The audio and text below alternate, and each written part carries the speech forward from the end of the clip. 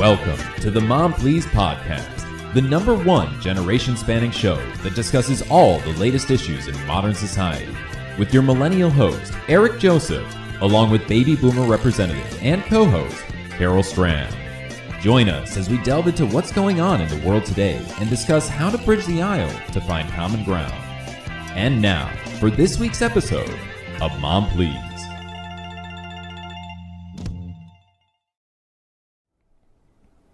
Hey everybody, welcome to another episode of the Mom Please podcast, the discussion and debate show that spans generations and tries to make some sense of everything that's going on in modern society.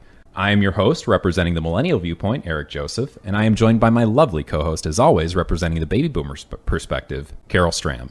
How are you today, Mom? Oh, I'm great. And for those of you that watch us, you know that we're mom and son, right? And that we like to discuss all kinds of topics. And we usually, sometimes we disagree. Sometimes we agree. But we try to keep it as civil as possible. Right. Because we think that's the way that you learn from each other. Right. Is when you have differing opinions. And so this topic that we're choosing today is interesting in a lot of ways. We are talking about our obsession with true crime. Right. Why are we obsessed with true crime? What is it about this genre that seemingly has just exploded in popularity over the last 7-8 years or so? Mm-hmm. And so we did a little bit of a deep dive over the last, I would say, month and a half into true crime. We kind of looked over the psychological reasons or the personal reasons why each of us individually might be interested in true crime, why us as a society as a whole might be interested in true crime, and we also have watched a lot of true crime. So I mean, if I wanted to do a murder, I think I could now.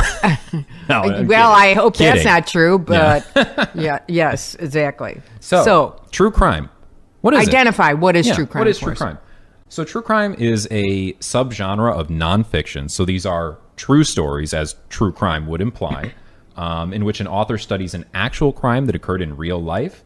And it involves various details of the crime, the actions of the people involved, potential motivations of those people, those who are affected by the crime, and any other information that is known surrounding the crime in any way. So true crime often deals with high profile or very explosive cases that are just riddled with details that you're going to look at and be like, huh? What? How does something like that happen? Right.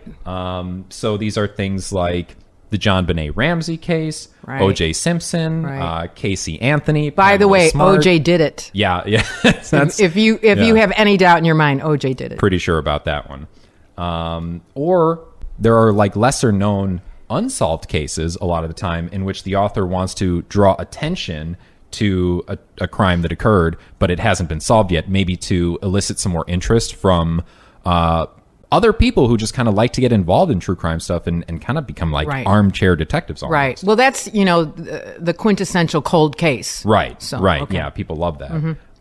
So true crime can kind of range from works that are extremely focused and only draw upon like the facts of the case, all the way to wildly speculative work that focuses more on the author's personal thoughts and determinations about the case. So they can range from something that's... So sometimes the docudramas are a little fictionalized. They're sensationalized. Embellished. I don't know if I would say... Yeah, embellished is probably a good word to use. Like, maybe not fictionalized, because these are true crime. Right. They are true, right? Now, the question is, are we obsessed with true crime? And I think the answer might surprise you. So 3 of the top 10 podcasts on Apple or Spotify are true crime related. 3 of the top 10, 30%, a full 30% of the top 10 is one genre, true crime. Recent polls and surveys indicate that about 50% of Americans enjoy true crime content. 35% of Americans consume it at least once per week. 62% of Americans consider themselves fans of media specifically about serial killers, which is kind of scary. And about 76% of Americans consider themselves fans of true crime as a genre in general. Polls additionally show that 61% of Americans believe that consuming media about true crime helps them understand the legal system more and kind of helps prepare them in the event that they might suffer a crime themselves. Oh, you mean be a victim? Yeah, be a victim of Okay. a crime. And 72% of Americans say that they consume true crime media because they believe it makes them more informed about things that are going on in the world. True crime is the fastest growing book market and has seen a 60% increase in print since 2016. 60%. Wow, that's a big. massive number. That's a big number.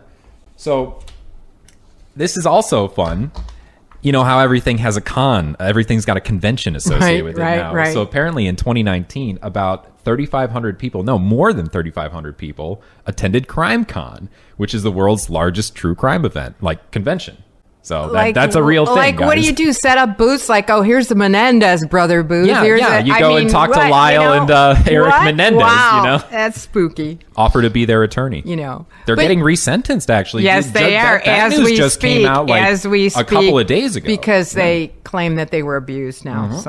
And you can tell we'll talk about you can tell if how, you believe that and if I believe that. Okay, so, but we think about this. Like Eric said, it seems to us that it's just become relevant again in the last 10 years or Recently, so. You know, right. whatever. But true crime is not a recent phenomenon. No, it is not. It really occurred. It started occurring in England between 1500 and 1700. Lots of Wow. British authors and printers produced a ridiculous number of pamphlets detailing capital crimes.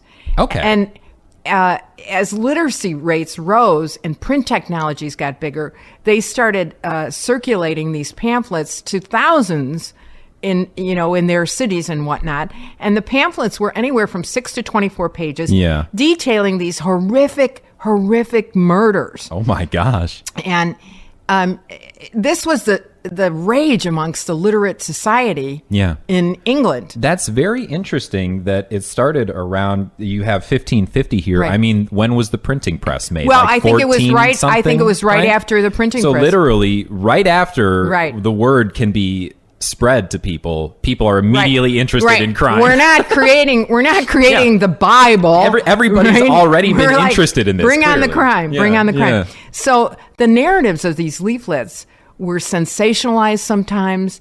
Others were more attempted to look at the moral condemnation of the perpetrator. Right. And unlike trials, they didn't attempt to assign either guilt or innocence. A lot of Okay. times it was just Okay. like all this sensational Yeah, literature. this thing happened. Right. Oh my gosh. Now, and of course, during this period of time, many people were still illiterate. Right, So for the illiterate folks, ballads were created, songs. So Right? they sang about So murderers. they sang about it. So two my famous gosh. ones were Last Goodnight and Newgate Penitent, told the story from the criminal's point of view. Oh my goodness. It's like Johnny Cash's Folsom Prison. Yeah, yeah. So during the 19th century, these pamphlets circulate not only in England, but it comes to the United States, the technology. Okay. And reform writers like Charles Dickens, who wrote A Visit to Newgate, and William Thackeray, who went and saw a man hanged, they are writing specifically about condemning the punishments, denouncing the punishments that were given for the day for the crimes. That is wild. Charles Dickens, isn't he the guy that wrote all like those books that I read Christmas when I Carol. was like Yeah. younger, Yeah. kind of like Yeah. a young adult? Yeah. Wow. Geez. So, Oh, and man. the most famous of these essays was entitled "On Murder Considered as One of the Fine Arts" by a confessed criminal goodness. who looked at it as a form of art. Oh my And goodness. his name was Thomas De Quincey. He articulates the beauty of the murder, and he's trying to pull you away from the fascination with the criminal mind and the bloody act itself, and just think of it as just a beautiful thing. It was so popular that he also wrote second paper and postscript after that. It's just, I think, crazy. Yeah, that's scary. Through the middle 1800s, true crimes were not investigated by formal police departments because formal police departments didn't exist. So metropolitan police didn't exist. Didn't happen until 1829 in England. And in Boston, they founded the first police department in 1838. Wow. And in New York in 1845. I mean, That's actually unbelievable. So you could just murder anybody before like the 1800s, and it's fine. You know, and just the locals would try to solve it. They would probably try to round you up. And that's why these pamphlets were so popular. That's unreal. That's unbelievable. So during this period of time, 1845, this is when the detective part of the true crime becomes a part of investigations. Right. And from a literary standpoint, that's when you see Victor Hugo, his Inspector Javert, and Edgar Allan Poe's Auguste Dupin written about crimes and these crime solvers, and also Arthur Conan Doyle's famous Sherlock Holmes. Of course, everybody knows Sherlock Holmes. Right. So throughout the century, basically criminology was born. And that would be forensic analysis, fingerprinting, looking at ballistics, looking at the timeline, reconstructing events, and analyzing all that data. That's when that all first started. Wow. Right? So by the 20th century, detective fiction was very popular. It chronicles, the scientific findings, like the ballistics, the fingerprints, the blood spatter. And it wasn't about innocence or guilt. It was about evidence in solving a crime. Most famously in the U.S. in 1892, Lizzie Borden killed her parents with an axe. Oh my! And that was considered that the following of that crime and the prosecution of Lizzie Borden was the crime of the century at that time in place. Jeez. Because women were thought of as demure and children were thought of as respecting their parents. Yeah. And she kind of broke through. She broke through all those rules. Yeah, that is very interesting. Right. And then True Detective magazine ran from 1920s all the way to the 1990s. Yep.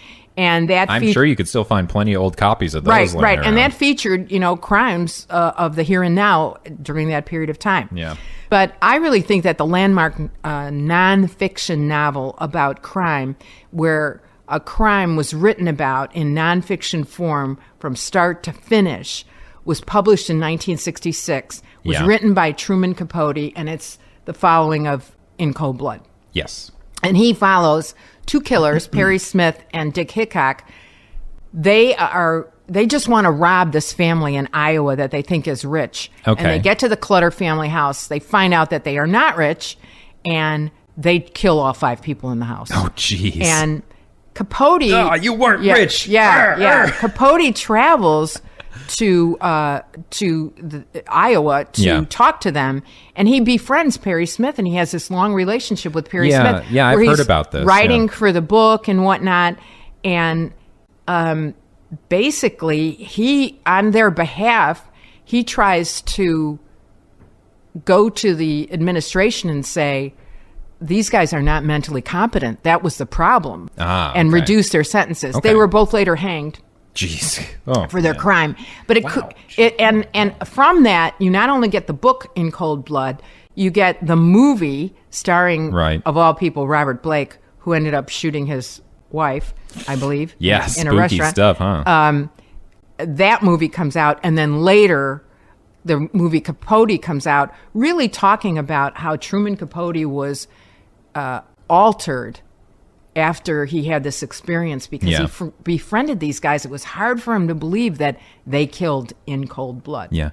I think it's even suggested that the one that Truman Capote got very, very close to, there might have even been some sort of a sexual relationship there. Because that is alleged. Alleged. That's an alleged thing. That's not. And so with all these advances in forensics and DNA technology comes in as well, where they can identify people through the DNA left at the scene. The most famous of these is Michelle McNamara's reporting on the Golden State Killer, who is Joseph James D'Angelo, 13 murders, 51 rapes that they know of. By the way, let's make sure to say essays, not the R word. The R word is kind of off limits. Okay. Right? Okay. Sexual assaults. Okay. Essays. Sorry about that. Didn't know that. It's okay. And anyway, he was finally apprehended 40 years after the crimes because DNA came into play and they could place him at the crime scenes. Wow. So, now today in our viewing purview, our shows like Dateline, 2020, Yep, America's yep. Most Wanted, Unsolved Mysteries. They all cover true crime stories. Yeah. It's not a true crime story unless Keith Morrison's voice comes over. Right. And I mean, you have like Investigation Discovery, and there's this super famous guy, Lieutenant Joe Kenda, Right, and right. everybody who watches those knows who that guy is. Right. He's got- And in shows like America's Most Wanted and Unsolved Mysteries, they are cold cases. right. And they are encouraging the viewer To get involved. to get involved. And if you have any Yeah. tips or any information about these crimes, that you call in and help them solve it. So you get to be, part of the team, so to I speak. honestly think that that's a big part of why people are very hot on the true crime thing, is because they can kind of be a detective. They can go and involve Yeah. themselves in a case. They could That's be kind of part of it. Lieutenant Clouseau. Yeah, maybe. And today's these shows have morphed into podcasts. As Eric said, 3 out of the 10 top podcasts are crime related. Right? And so that's a big number. That is a big number. True crime also can increase our advocacy for cases involving marginalized people. So somebody Okay. who was either victim or perpetrator that is from a marginalized part of the community, Right. we get to maybe understand a little bit more about that. Yeah. Like yeah. either somebody is a victim because they have no alternatives, they have no authority, Right. and no agency, and or somebody is a perpetrator because their life was, so screwed up already. Right. They have no maybe moral compass. Yeah. Right? Their understanding of right and wrong is very skewed. Right. But this creates a big problem for the justice system itself, because Okay. the difference between the courtroom drama that we watch Yeah. on Law and Order, whomever, Love that show, by the way. do love it, Miss Lenny every day. Yeah. And real life court is vastly different. I mean, there's growing concern that the speed at which a real trial I watch Law and Order in an hour, and Yeah. 20 minutes of it is the courtroom. Yeah. Right. And they have like the court proceedings, and the guy gets sentenced like within the Immediately. episode. Right, And right, what right. it takes like Yeah, years forever, and years and right? years for real And so court the speed of the cases to trial happen. is slow. Yeah. And then the information that you share with the jury is not as exciting or titillating as what you see on TV or movies or Right. whatever. And so jurors become bored because they think it's going to be like watching what we watch on television. okay, They think that's- it's going to be like Perry Mason back in the old days, where Perry Mason always got somebody to break down on the stand and admit that they did the crime. That never happened. That's funny because I'm pretty sure that I've always been told that only idiots get jury duty. Like there's always a good way to get out of jury duty, and you don't want to do it. So I don't know. In my entire life, I have never served on a jury, and I've been called once, but I didn't serve. That's based on your voter's registration. Yeah, I've always been a registered voter, so maybe they just think I wouldn't be fair. I don't think know. My wife actually served Right. for like half of a day Right. before she got let out. So, recently. anyway, prosecutors and defense counsel now worry about their jury selections because it's difficult to monitor a high-profile case. Like, for instance, if you were involved out in Los Angeles and they're going to try O.J. Simpson, who didn't know about that?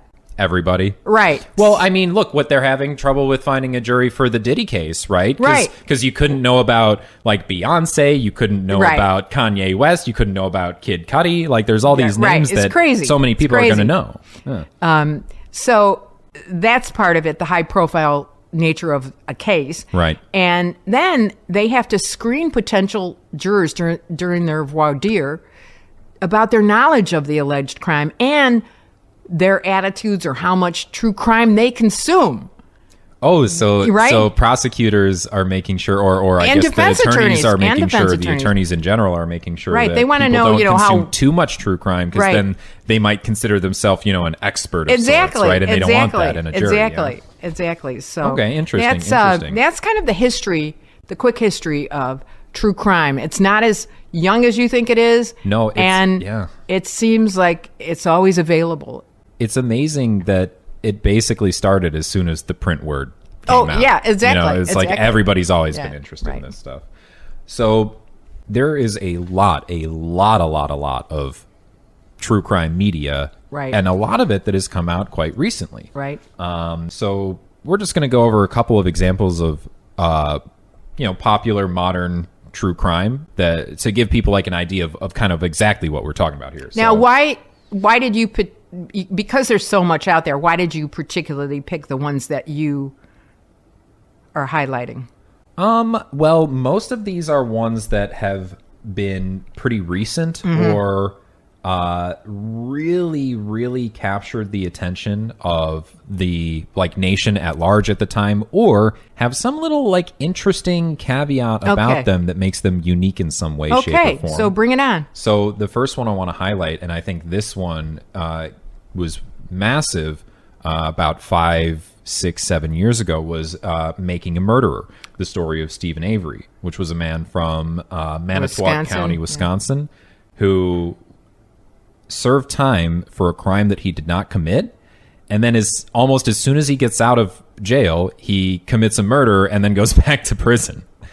So he was in prison for 18 years from 1985 to 2003. I mean, he was a young kid. He was a pretty young guy. And after he got out in 2003, just 2 years later, he's charged with the murder of another woman. So that's a very, very interesting case, because I think it looks into the idea that if you go into the prison system, you can become institutionalized, and it is not a far walk from having served a bunch of time illegally to then going and committing a crime not much time later. I remember in this community that we live in right here in Chicago, right, there was a man who was released in around 2014 because he had been serving about 20 years for committing a crime that he didn't commit. He was given a $25 million settlement from the city of Chicago. Oh, because he was innocent. Innocent, right? Wow. But then the second that he gets out, he tries to start up a then defunct crime syndicate, a gang called the Simon City Royals. And it operated in this area of the city of Chicago. And eventually, after about a year or so, 2 years of being out of prison, he commits a murder in broad daylight. Wow. A drive-by shooting, and he videos himself doing it.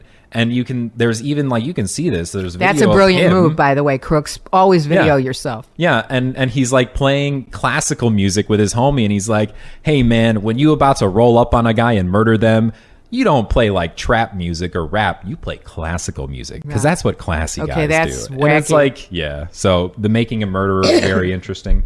You have Killers of the Flower Moon, which goes through the Osage Indian murders.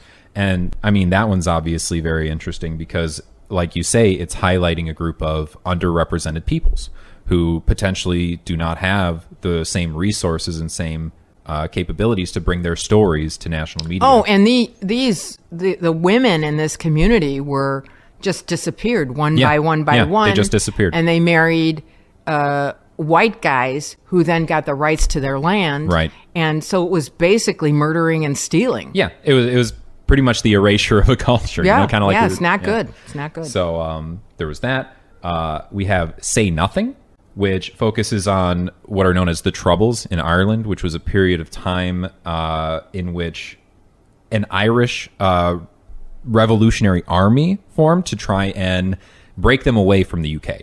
There was sentiment among the Irish that they didn't want to be part of the UK anymore. So there was an actual... There's still that sentiment, by the way. Yeah. So there was an armed forces, and the IRA ultimately admitted to 8 murders. The murders of 8 people who are known as the Disappeared, who essentially just... Were they proud of it? Were disappeared. Oh. Yes, yeah. right. Oh, absolutely. Yeah. Absolutely. Sick. They were doing what they were doing for their country. Yeah. Ma. Okay. They're doing for their country. Okay, Rory. So... so the Disappeared, though, it wasn't just those 8 people. There were 19 people who were disappeared here and there. And it is believed that the IRA is responsible for all of those. Then this one, during COVID, this was huge. Everybody, and I mean all you could do during COVID was watch TV. Right? Everybody except me watched Tiger King. Right? Which I was going to watch this week, but then I looked at it and it's I would have had to spend the whole week watching Tiger King. You just never by would have itself, come off right? the couch. So I wouldn't have. So this focuses on the story of Joe Exotic, who is a like a big cat exotic pet keeper. And it also looks at the community of exotic pet keepers because there's it's like a small tight. Believe it or not, that's what was enlightening to me about watching that. There's a community of exotic pet owners. There are, and so it's this Big Cat Conservationist Society, and it includes people such as Carol Baskins, who's the owner of Big Cat Rescue, who is a huge part of this documentary and this story. And ultimately, Baskin accused Joe Exotic of abusing and exploiting animals under his care. And he was arrested and convicted under federal murder for hire statutes. Right. When apparently it was revealed that he had hired a hitman to kill Carol Baskin. Right. So now I know this was super entertaining, and I don't think it was. The reason it was entertaining is Joe Exotic is so crazy, wild guy, crazy. I mean, I think you have to be part of like the Big Cat Conservation Society. I don't know, and because. Okay, he didn't kill anybody. He didn't kill any people. Well, he was gonna, maybe. Right. But it's a far cry from Charles Manson. You know, I mean, right? Sure. But I think the filmmaker in this case was really exploiting a really odd slice of the pie of humanity. Yeah. Well, people like weirdness. Oh, people weird. like watching weirdness. Weird. It gets eyes. Yeah. Maybe we're not weird enough, Aaron. I think that's probably it. Okay, so go ahead. Then we have The Staircase, which is a biographical crime drama series about the murder of Kathleen Peterson. So this one's a bit unique because the murder suspect was a crime novelist. Right. Michael Peterson was a crime novelist. Right. And HBO did this. Yeah. And it stars Colin Firth. Yeah. And so this is like more of a docudrama. He's as creepy as the day is long in this part. So right.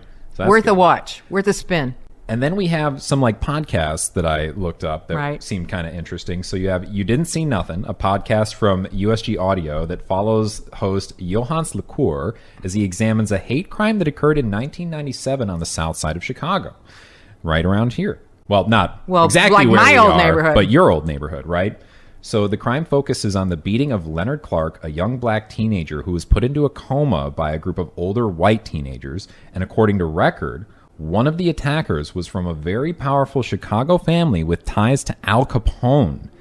So this guy his father was Frank Caruso Jr., or the guy was Frank Caruso Jr., and his father this was is all Frank T. Caruso or Frank Do we have T. to say Steels. alleged on any of this? This actually... No, none of this is alleged. Public I said record. according to the record, public record. Right, okay, So this is public record. So Frank Caruso Jr., whose father is Frank T. Skids Caruso, is a Chicago mobster and a crime boss. Wow. And he was involved with the Chicago Outfit criminal organization. Yeah. So this is very, very interesting because it goes into some of the more seedy and deep-rooted criminology and organized crime that exists within the city of Chicago here. And everybody knows that there is a fair organized crime presence in this city, or at least there is a lot of corruption in this city. I think that not just this, but I know in my neighborhood growing up, there was the neighborhood at the time was very segregated. So as soon as you cross 35th Street, which is where White Sox Park is at, you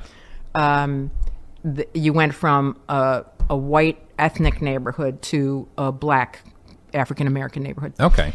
And I knew of kids that some unfortunate black kid came over to the park, your side of the neighborhood, right?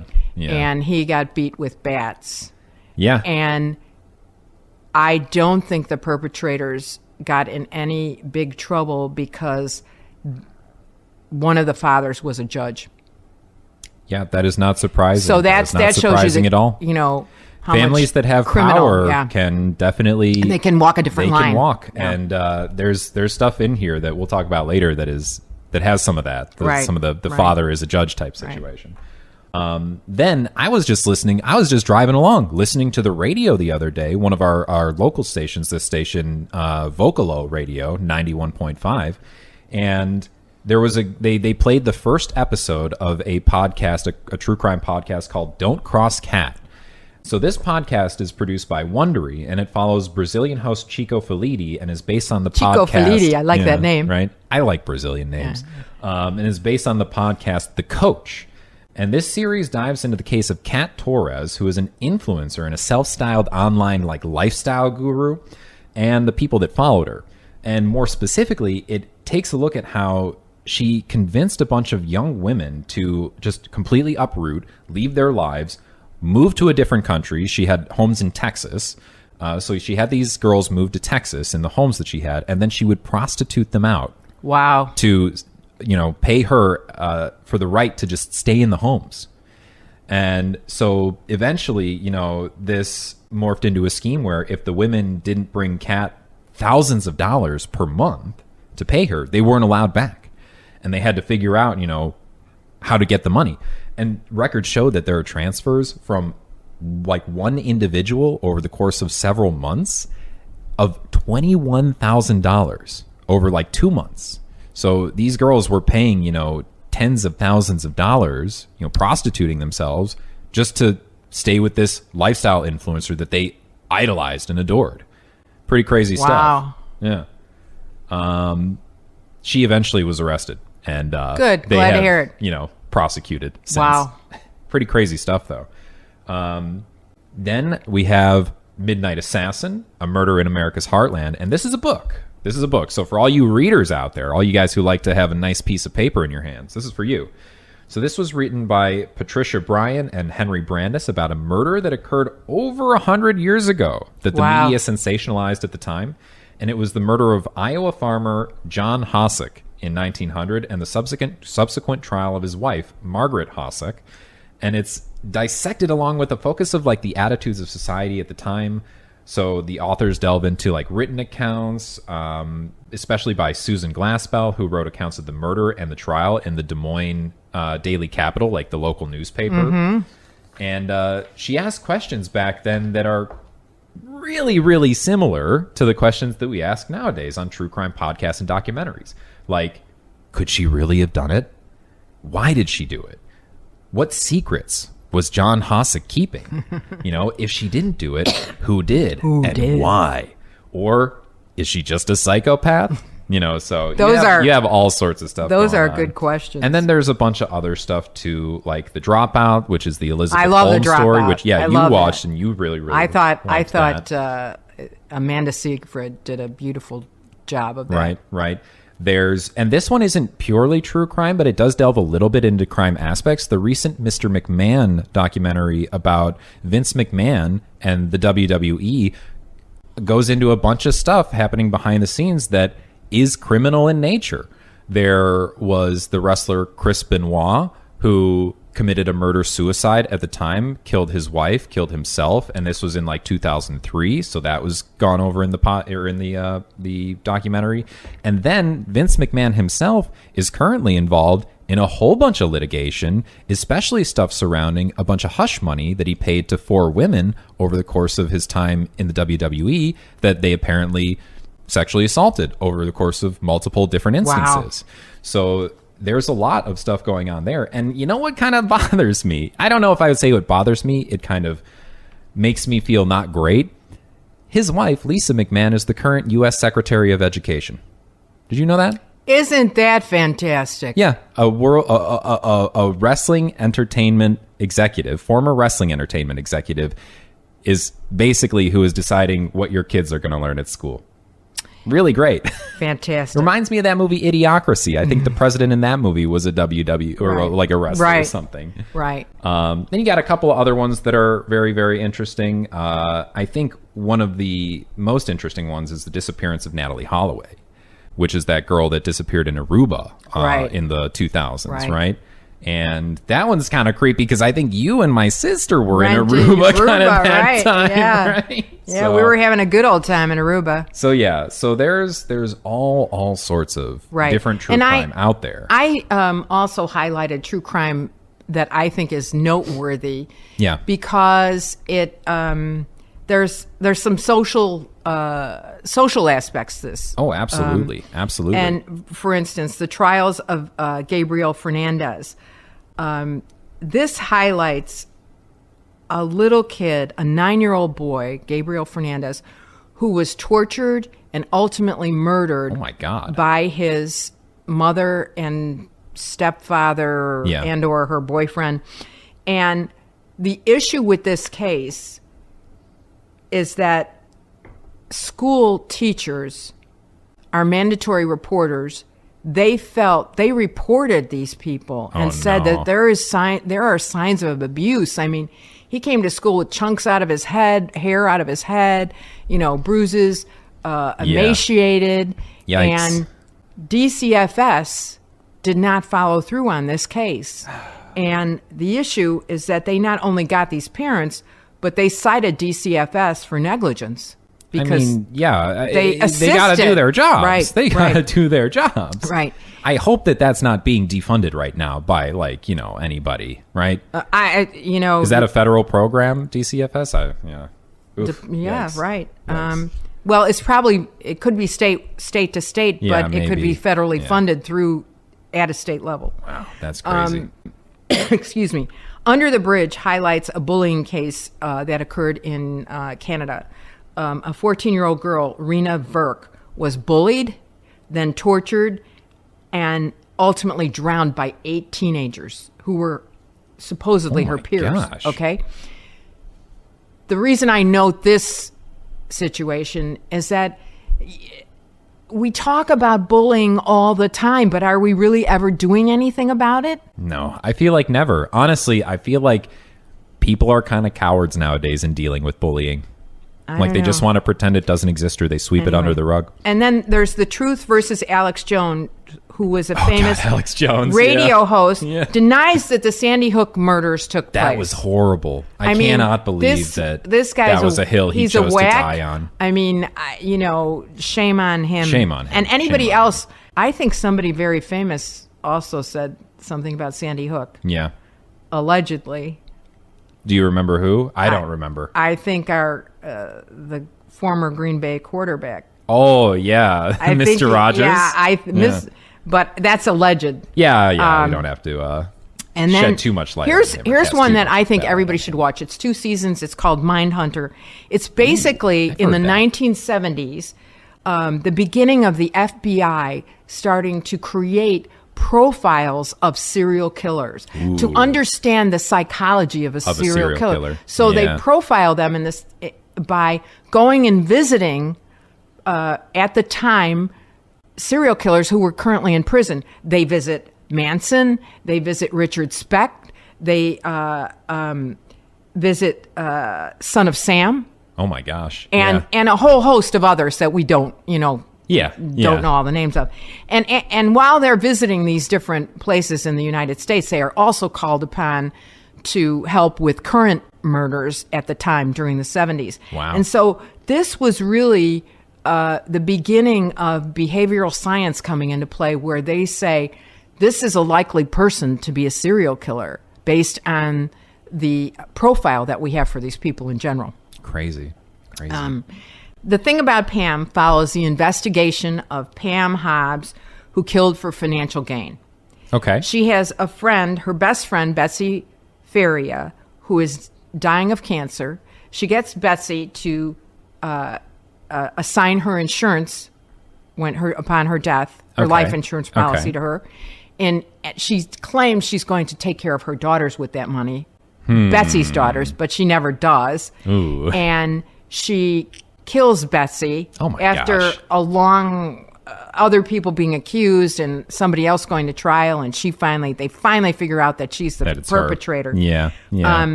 And Keith Morrison of Dateline lends his voice to this documentary. The criticism of it is that it is delivered in a kind of tongue-in-cheek way. And they make Pam Hobbs is played by Renee Zellweger. Okay. And it's played in such a way that she's affable, that it's like it's a dramedy. So it kind of makes you almost like her. Well, right. Huh. But the cringy part is that she was involved. This Pam Hobbs was involved in a couple of murders, and real people died. Right, yeah, real people died. Yeah, I think you want to avoid making things too funny, Right. I guess, when you're talking Yeah. about true crime. I don't know. That's yeah. weird that they I decided don't to know. go with There's that a lot tag. of OJ jokes out there nowadays, but Well, yeah. give it time. Give it time. Yeah. And then there's extremely wicked and shockingly evil and vile. Now, this is about Ted Bundy. Oh, geez. Okay. Yeah. And I think, and the only reason I mention this is because there's a lot of documentaries and docudrama devoted to Ted Bundy. There is. And I think There it's is. because he was charismatic. He was good on camera. Yeah. He talked himself, to different people who were following his stories. And he was very good looking. Yeah, he was the handsome guy that all the ladies were Right. like, ooh, Right. he's so dreamy, this Right. murderer. So I think a lot of Yeah. energy has been spent on him because he's Tons. the perfect criminal. Yeah. Because you don't want to hate him, but you have to. Right. Right. And then the Night Stalker, the hunt for a serial killer. This is very interesting. This is a case of Richard Ramirez, who was convicted of at least 14 murders. And his defense team makes a good case that he was not born a psychopath, but he was made into a psychopath Okay. because he was brain damaged from beatings at home, Oh, gosh. and he got heavily involved in pretty significant drugs at a very young age, like LSD at like age, 10 and 11. Okay. Jeez. And he was then mentored by an older cousin who was a Vietnam veteran who suffered from PTSD Yeah. and was schizophrenic. Great. Such a great mentor. Right. Great. So great figure. essentially they're saying, Wow. in this instance, they're saying, this was not somebody born a psychopath. Yeah. This person's it's the nature The course versus of the- nurture the nature versus nurture environment. argument. It's kinda like the Whereas- Stephen Avery right? thing, That this guy making a murderer. was nurtured into it, Yeah, not later came by it. So those were the ones that I selected for sharing. Interesting. So, it's curious to me because I feel like a lot of these true crime documentaries that, you bring up or that we've watched, some of them have like the classic serial murder, like the Ted Bundy or the Jeffrey Dahmer, where they don't really know their victim too intimately. But a lot of statistics point to this idea that the victim of a murder is often known by their victimizer to some degree. They might not be friends. They might be You're not going to kill me, are you? I mean, if you make me really mad. No. You heard it. So, this kind of leads a lot of people to question their relationships like you just did with their loved ones and think, wow, all the statistics point to this idea that my family members and my friends are the most likely people in Right. my life to murder me. Right. But I don't know if that's necessarily true. I think what a big part of it is, it's not necessarily your family and friends, but it might be somebody like if you go to the same coffee shop Right. every day, Right. then it might be somebody who also goes to the coffee shop with you. Almost like being stalked. Like somebody who's kind of watching. Like maybe even you're being profiled by a potential serial killer. Right, exactly, Ooh. right? Like, and I'm pretty sure, that happens with some regularity. I think it does. Yeah. And even one of the things I'm going to talk about later kind of shows a guy who has that modus operandi. But let's talk about this, though. Okay. Why are we so obsessed with true crime, though? We've talked a lot about what true crime exists, the origins of true crime, and things that are out there. But why do we care about it so much? What is so important about true crime to us as individuals? So it's delicious. It's salacious, right? Delicious, salacious. It's steamy, whatever words you want to use. me. Creepy, right? Creepy.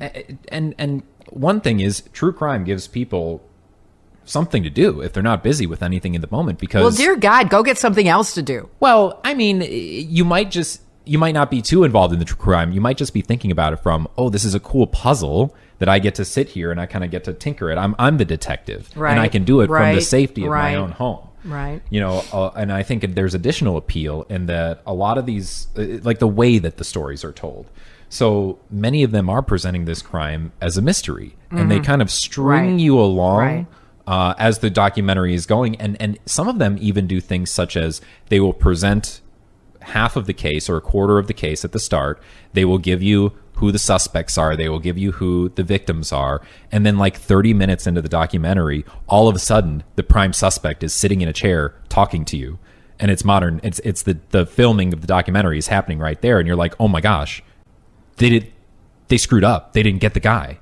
They let him off, but as you kind of keep going through the documentary, they reveal more and more information. And you're like, oh, that's why the person isn't like in jail right now. So they are making it entertaining along the way. I think what they're trying to do is they want you to like almost play that game of Clue, where who's the person that did it? Was it Colonel Mustard with the candlestick in the den? Was it Miss Peacock with the knife in the kitchen? Like who was it? Right. So a lot of the time they leave these big cliffhangers at the end of the episodes that just kind of string you along, and they give you just enough of the like grisly, gory details. And but by not the way, too much I have a that make you wanna criticism right continue. here that I have to.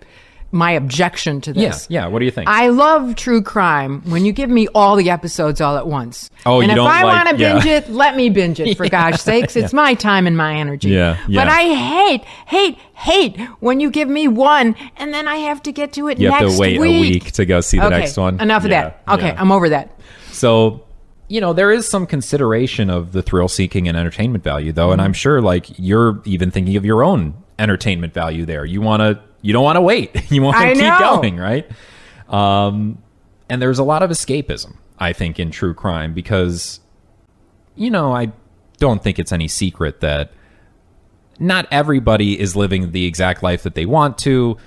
Sometimes we look at things that are happening in our lives and they're bad. Things are not good. But true crime gives us an outlet to think about, well, yeah, maybe, like my dog died this week, but at least I'm not like that lady who got murdered by her husband, right? Oh, I was wondering where you were going with that, because I was like, better. oh no, let me watch a serial killer, and maybe that's a line of work I could consider. No, I don't think it's quite that. No, I don't think you're trying okay. to change your Just life checking, and become just like checking. a serial murderer. I think it's more of like if your life is not going so well, This could be worse. this is worse. Right. And there's even some data that suggests that in times of like financial hardship, Right. horror movies do better. Ooh. Yeah. So people, when, things like during the recession in 2008, horror movies did great. Oh, so I'm sure the horror manufacturers of movies are looking forward to the To the upcoming next recession. 3 years. Or 5 years, however long it's going to be.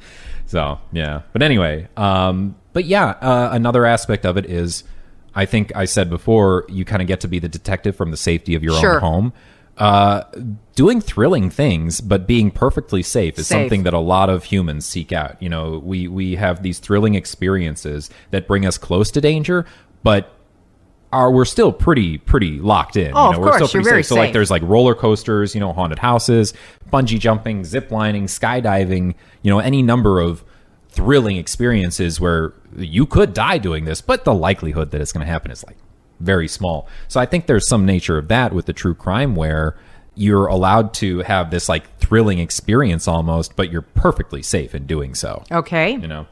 Now, boiled down to it, we can kind of think of it like this. Whether it's good or bad, we need something that creates like excitement, in our lives. And when we mix this desire of excitement with insight and solving a puzzle, it kind of gives us this really sharp shock of adrenaline, but in a safe environment. And this is a quote directly from Dean Fido, a lecturer in psychology at the University of Derby. And so he thinks that, we want to feel like we're in danger, but not actually be in danger. Right. Yeah. Others, I think, really, really like the psychological aspect of it. The questions that reporter in the Des Moines, Capitol was writing. Why did she do it? Right. What was the motive? If she didn't do it, who did? What was their motive? Was this guy hiding secrets? Things like that. So, people, I think, sometimes like to peek into the like darker side of human nature. Right. And, some would even say that being aware of this darker side of human nature and this kind of things, these kinds of crimes that can happen, it gives you the tools that you need to deal with violence in your own daily life and in crime in your own lives. So there was a pretty well-known 2010 study at our very own University of Illinois in Urbana-Champaign. Urbana-Champaign. Go Illini. And it found that women tend to be much more interested in true crime stories than men, and that they're drawn to stories that feature insight into the criminal's motives, how the victims escaped, and that predominantly focus on crimes that feature female victims. So essentially, it kind of supports that idea that there are people out there that are consuming true crime media so that they can be more prepared in their own lives if anything happens to them. Okay, but really, if I'm walking into my apartment and somebody's lurking behind the door and they are 6'4" and I'm 5'6". Wait, is Tom's pretty close to 6'4"? I don't think watching true crime is gonna going to help you? prepare me No? to save off don't think that so? perp. Okay? Well, some people it's just think it not helps. going to happen. Yeah. You know, maybe we just like to think that Maybe we might be wanna able to think. use that Yeah, information right. for But, our better good. it does speak to women carrying mace and pepper spray. And I think forth. so, yeah. And not being escorted, unescorted in a dark parking lot or things like that. I mean, there's safety things that you can Yeah. do, but I don't know if this could really prepare me. For an actual event Yes, in your own life. yes, Yeah. yes. Well, maybe, Mom, please give yourself a little credit. I think you might be able to, Lick figure 'em? it out. I might be able to lick 'em. Maybe. There's also another aspect of it, and this is very interesting because there's a quote here that I'm going to give from the lead singer of the band Tool, Maynard James Keenan. There's this idea that, he's got his eyes on the TV because tragedy thrills him, whatever flavor it happens to be, like, killed by the husband or drowned by the ocean or shot by his own son. She used poison in his tea and kissed him goodbye. That's my kind of story. It's no fun till someone dies. Oh, gosh. And to be Wait, fair, are these lyrics? Are these actual No. lyrics or just a This quote? This is just a quote. Wow. This is just a quote. Maynard James Keenan, you are twisted. Yeah. Although, honestly, looking at it now, I'm thinking it is song lyrics, but it's pretty wild. It's pretty wild. Mm-hmm. That guy's kind of known for his more depressing song lyrics. I think one of his albums is about his mom dying. Kind of rough. Anyway, there are theories out there that do suggest that those who do consume this type of content might also be sufferers of anxiety and depression, and specifically like existential anxiety. For people that have experienced crime themselves, they say that consuming true crime can actually be almost therapeutic in nature and can act as sort of like a healing experience. What they're doing is desensitizing themselves to true crime if they've been involved in There's as some a of victim. that. There's some of that, and then there's also some of the idea that it's not just them. They are not alone. Got it. They are Got not it. the sole victim of this thing. It's happened to other people. Okay. And that kind of vindicates them that, yeah, I was the victim of something horrible, And a lot of the time, I think in these true crime cases, the victim isn't believed.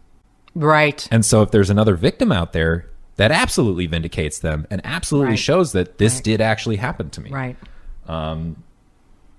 So, I buy that. suffice it to say, there are many, many, many reasons why people consume true crime media. And some other things to note is that I think people really, really love a good villain. They like consuming media that presents you with this complex character that you almost like love to hate, or in the case of Ted Bundy, you don't want him to have done it. You don't want him Right. to You want be the him to guy be that you want to vindicated hate. almost.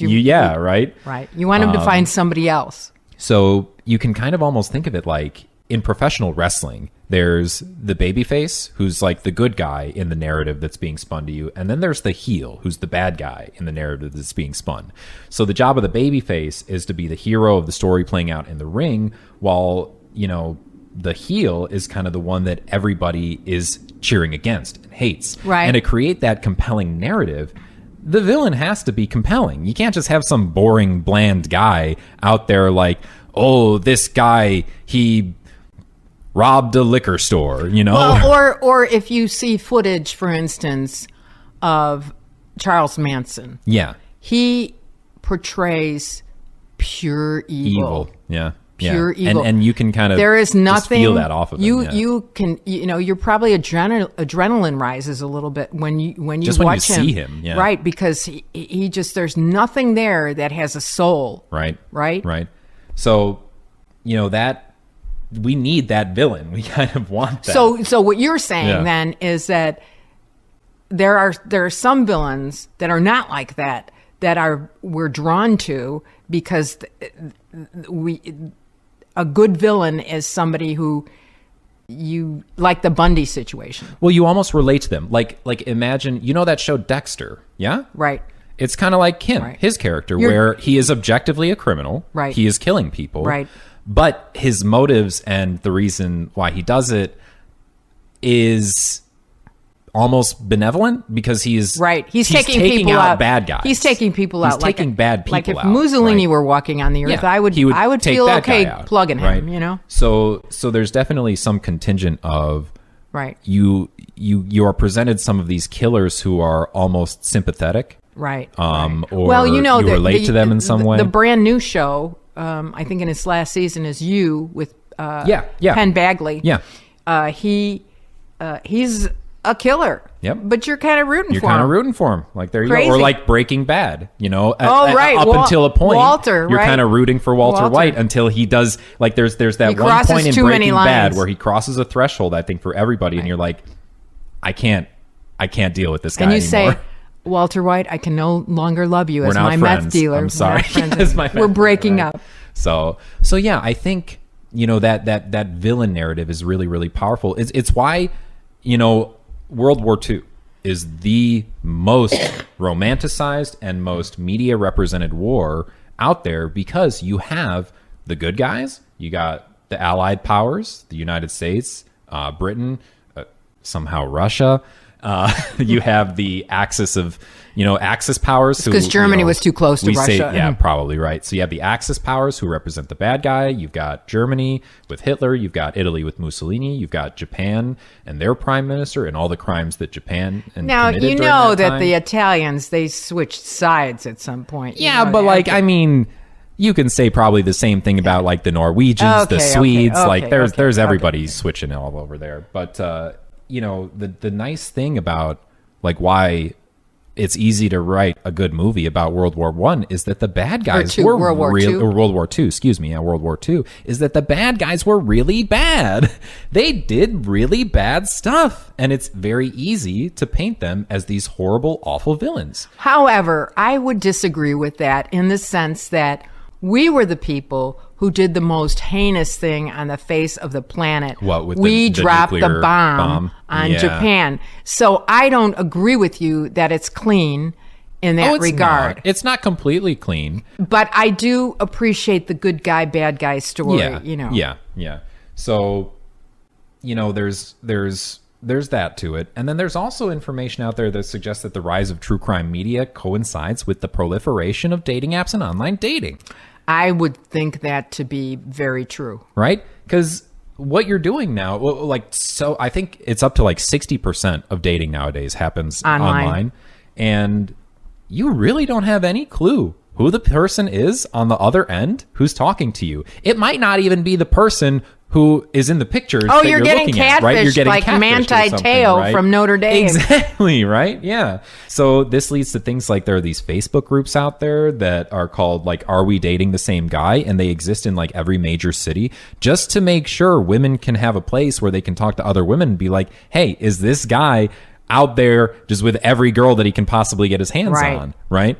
So, there are all these potential pitfalls of modern dating that, Well, when I was dating, right? Yeah.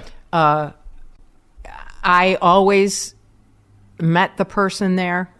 Right. I only stayed for a drink, maybe an appetizer. Yeah, you had like rules about the first date. And right? I had girlfriends that knew where I was at. Mm-hmm. And they also, I had to let them know when I returned home. Right. There you go. So, I think that though that kind of thing is like less likely for women to have in modern dating because, you know, they're just meeting these randos online. Yeah, and you a have lot to of be the time so the careful. rando is like, let's go on a walk, you know, and it's like, And that's it. You pushed into Lake Michigan, you're gone. right. You're gone. You're a statistic. Yeah. So there's some thoughts about long-term effects of true crime media consumption, though. And is it good? Is it good? One of the things that people have figured out is that a lot of true crime, and almost an overwhelming amount of true crime, focuses on victims that are white, pretty women. And that just kind of, it makes you, it psychologically trains us to view a certain type of person as a victim and another certain type of person as not a victim. Okay, but I also feel like where this doesn't hold up, your logic, is when you take Dahmer and you take John Wayne Gacy, who all preyed on men. Sure. And in Dahmer's case, many of them were people of color. Yeah, that's true. There are definitely but you know, but they might exceptions. those guys wacky, Right. crazy, creepy, and outliers, perhaps. Yeah, there are certainly exceptions. Right. And like I could go and say like, you know, Nancy Holloway, white girl, pretty white girl. Let's say Gabby Petito, Right, pretty white girl. right. Let's say No, I don't disagree with you on that. Yeah. But So I'm just I saying could keep going. It's not completely Denise Huskins, pretty white girl. right. Yeah. Now so. I will say what is true about this is that very recently the Long Island murders have surfaced. Yes, and this yes. was over a period of time that I think 16 to 20 bodies were found on Long Island, relatively Yeah. close to one another. Yeah. And they've identified almost all of the individuals. They still have not solved that crime. Wow, that's scary. And what they have found out about it is that all of these women were sex workers.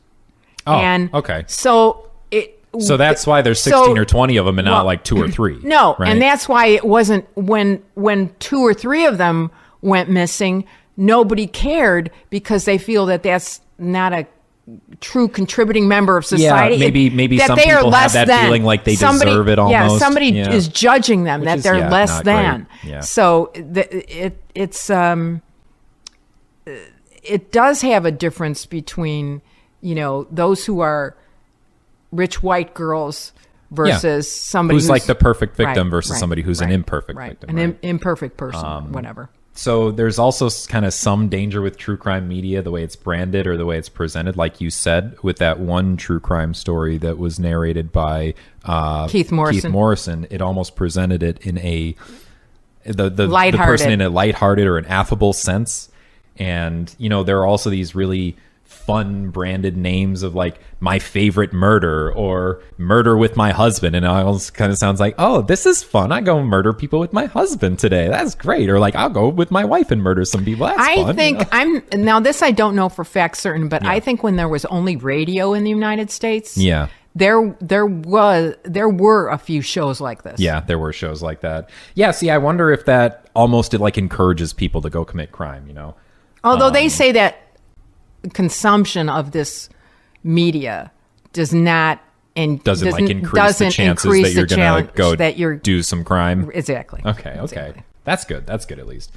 Also, this type of content has kind of given rise to like the internet sleuth or the armchair detective phenomenon that we've kind of talked about before. And that in and of itself is not necessarily bad, because there have been cases where people who are not police officers, who are just laypersons and who get attached to a case, find some piece of evidence, and then they give it to the police, and then the police, that just cracks the case wide open because, you know, it was so important, that particular piece of evidence, right?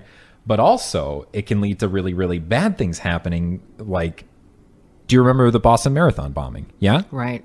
The internet, and specifically Reddit, got together and were like, we're going to internet sleuth this. We're going to find the Boston bomber. We're going to figure it out, and we're going to get the guy. And they end up like fingering this guy who had apparently killed himself already by the time of the Boston Marathon bombing. And they're like, that's the guy. We got him, Reddit. We did it. Let's And it go. And wasn't everybody's him. like, good job, everybody. Good good job, patting themselves on the back, and it's not the guy. Oh gosh. You know, and so there's a lot of danger in, like mob justice and potentially it seems pointing like, a finger at somebody who didn't do anything. We should allow the criminal investigators to do their job, but just as we've said today in a couple instances, these people have fallen down on the job, so people don't always trust their judgment. Yeah, I mean, do you remember that one movie, 3 Billboards, where the woman's daughter was killed, and she was so aggravated with the police department, she kept taking out billboards saying, "Solve the crime, solve the crime." Oh my gosh, I don't think I remember that. No, very interesting. Anyway. So like you mentioned earlier, though, that like I said, is there a chance for watching true crime for people to commit more crime? Is there any other like known psychological effects? Okay, so consuming this media, we're really worried about, is our love of true crime, is it impacting our mental health? Is it like unhealthy? Right? Is it unhealthy? Yeah. Okay. So psychologist Giovanna Childs, PhD, she explores this topic, and she has a lot to say about this. She said, your interest in true crime does not make you have a tendency towards criminal behavior. It's simply a curiosity. Okay. We as humans are curious. Yeah, that's true. And it's appealing because it gives us a little glimpse into a person who's committed a heinous crime. Again, like you said, in the safety of your own home. Yeah. And women consume true crime in part to learn how to avoid being a victim. You've said that. And it can teach us to be prepared in a situation. Again, I don't completely prescribe to that, but it can make you more aware, I suppose. Sure. Shows on murder and sexual assault can take you to a bad place. Okay. And they raise our vigilance and our awareness against this type of crime. But if you're overreacting to the point of not leaving your home and not socializing. Yeah, go touch grass, guys. That is mentally unhealthy. Go outside, touch some grass. Dr. Childs outlines when you may need to take a break from true crime. Yeah. Yeah, like we did. We binged a lot. Right. And I'm like very true crimed out now, guys. Yeah, I cannot handle any more true crime. I think I need a little break too. Now. Yeah. Okay, so you're scared all the time. Yeah. You feel unsafe at home. You're checking and rechecking the locks before you go to bed. Yeah. You're very weary of others. When you think of somebody right away, you think, oh my God, do they have a dead body in their basement? Right. Or are they going to stuff me in their trunk if I get in their car? Yeah. You're anxious all the time. And watch how your body, when you watch these, see if your heart starts to race, if you feel tense or anxious, it might be time to back up a little bit. Yeah. If you're constantly on the verge of impending doom, it might be time to give your crime habit a little bit of a break. And currently, those are her thoughts on it. So it does seem safe to consume. It doesn't seem like it will create a criminal out of you yourself. Yeah. But if you're getting super anxious watching these things, which is different from being thrilled by it. Sure. Right? Yeah. So if you're anxious about it, that's one thing. If you're thrilled about it, I think that's completely safe. Sure. Okay. Currently now in the nation is a case, a very high profile case, that is the Karen Reed case. Yeah, you mentioned and she's in Massachusetts. She's accused of killing her boyfriend, who is a Boston police officer, John O'Keefe. Yikes. Accused of driving over him with an SUV. Oh my gosh. Her defense argues that she's a victim of an elaborate cover-up being from law enforcement. I mean, that I could believe that law enforcement tends to protect their own. Okay, so the high-profile murder of her case started in April of 24 in Massachusetts. It ended 8 months later with a mistrial with a very hung jury. Okay. Very divided. Okay. And so she has a second trial that is now set to begin right now. You can watch this on YouTube live. Oh, they have live. Cameras in the courtroom. This is happening right now as we speak. Wow. But in the meantime, between trial 1 and trial 2, she creates a 4-part docuseries. Oh my. In which she's in it. Oh my gosh. And she talks about it, and now prosecutors are using some of that material that she spoke about in their prosecution of her. That And then you've got Crime TV and other true crime outlets who are covering this every day with their expert analysis. Yeah, I mean, yeah. When I was in Florida, it was the talk of the golf course. Well, it's definitely like a thing, you know. I mean, I think Now, ever since like the OJ trial, Right. people have loved that, like Right. look into the But courtroom. this doesn't seem like it merits all this attention to me. I mean, okay, I get it, somebody died. Yeah. But it's not like looking at, Dahmer. True. Right? I don't necessarily think these ones that are televised they really care about, because wasn't they televised the heck out of Johnny Depp and Amber Heard's trial? Oh, yeah, who cares? when they did Who that? cares? And that kind of was I like never who want to cares? watch it, Johnny Depp, never. Now, Okay. I will admit I watched the heck out of that. Ah, that's funny. So I'm just saying. Yeah. What is your feeling about how do you feel about true crime? Well, I think it's definitely interesting. I think it, for me, so I watched quite a bit of true crime over, let's say, like the last 2.5 weeks or so. Right. And I do have like a top 6 true crimes worth watching that I want to talk about in a little bit. But there's definitely, for me, an aspect of it just sometimes shocks me how a lot of these people get away with their crimes. Right. And one of the biggest things that I'm going to highlight in one of these, well, maybe 2 of these cases, is that a lot of the time it doesn't seem like the killer is entirely, it doesn't seem like he's allowed to kill just because of himself. It seems like the system around him is protecting him in some way, or her. And what I kind of mean by that is there was one of the more interesting cases that I saw was one about a killer nurse. Okay. Oh, I saw that one. You saw the one about Super the killer good. nurse, right? Okay, this guy Charles Cullen, Right. in Bethlehem, Pennsylvania, which is interesting to us because her daughter, my sister, went to school at Lehigh In University Bethlehem, in Bethlehem, Pennsylvania. Pennsylvania. Now, fortunately, they got this guy in like 2002 Oh, yeah, or they got him. 2003, so it was way before she was ever there. Right. But I texted her like the night after that I watched it. I'm like, oh my God, have you heard about this guy, Charles Cullen, who worked at St. Luke's Hospital Right. in Bethlehem, PA, and was like apparently maybe the most prolific serial murderer in American history. Right.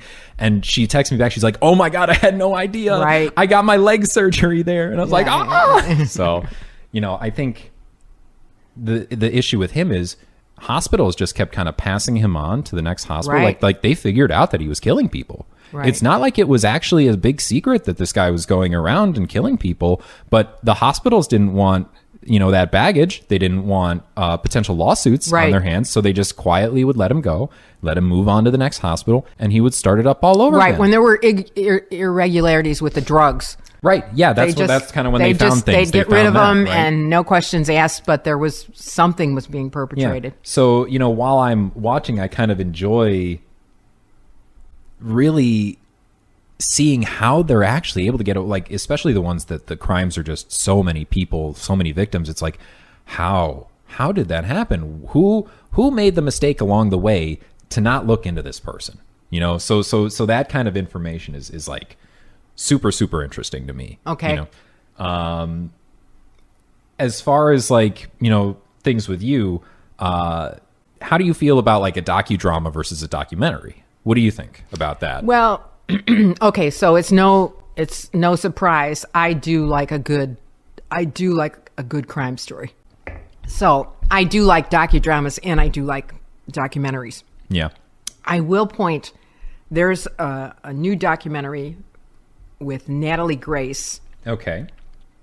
who's a young girl that was adopted by a family in Indiana, Okay. and they ditch her because she Oh, has geez. dwarfism. Oh no. They have her age changed from age 7 to age 20, Oh my God. and they abandon her, and she's living on her own. a 7-year-old. Well, she was 9 at the time. Okay. Well, still. And excuse me, and basically she does a documentary on this, and you see the real people. Yeah. The Good American Family is with Ellen Pompeo, and they portray it as a docudrama. And it's interesting to go from the docudrama where it's played by actors to seeing who these real people are. It's fascinating. It's fascinating. Do they look anything like the real people they're portraying? Not really. Not really. But it's just one of those things where I like the docudrama, but I love seeing the documentary of the actual people. I love seeing the actual people. And I would like, at this point in time, because I think we're pretty much done kind of with most of our stuff. I would love to take this point in time to actually go over some of these that I did watch myself and give you guys a couple recommendations, if that's fine with you. That's fine with me. All right.